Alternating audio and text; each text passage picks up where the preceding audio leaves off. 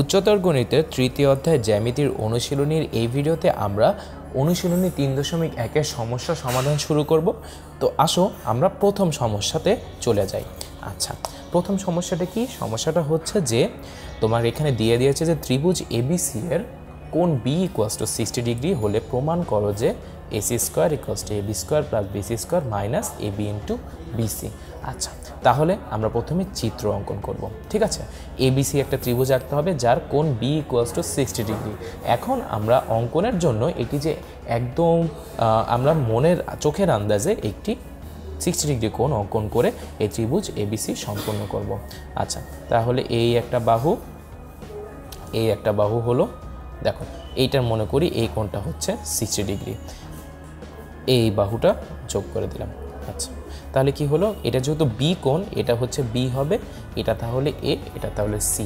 এই এবিসি আমার ত্রিভুজ অঙ্কন হয়ে গেল।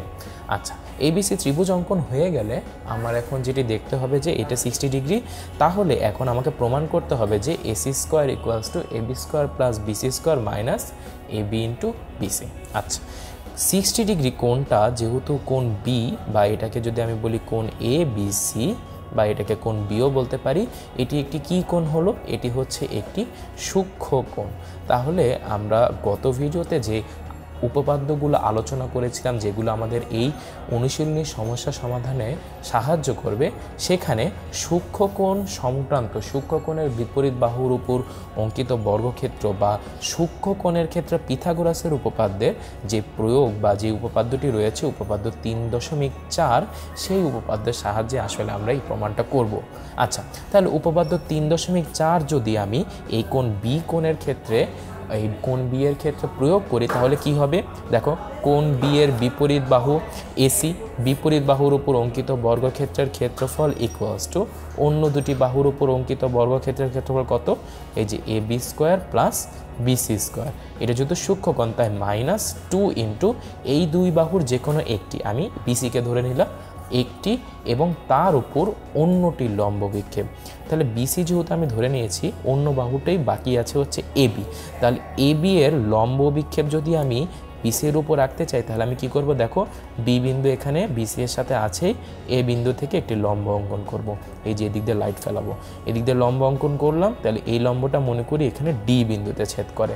তাহলে এই যে ভরাটকৃত অংশ বিডি হচ্ছে আমার বিসি এর উপর, বিডি হচ্ছে বিসি এর উপর এবি এর লম্ব অভিক্ষেপ। শেষ, এই যে লম্ব বিক্ষেপ আমি পেয়ে গেলাম। আচ্ছা, লম্ব বিক্ষেপ যদি এখন পেয়ে যাই, তাহলে আমি এখানে লম্ব বিক্ষেপটা কি বিডি এখানে লিখে দিতে পারি। শেষ, বিডি লিখতে পারি। শেষ, এটা হচ্ছে আমার উপপাদ্য 3.4 আমি প্রয়োগ করলাম।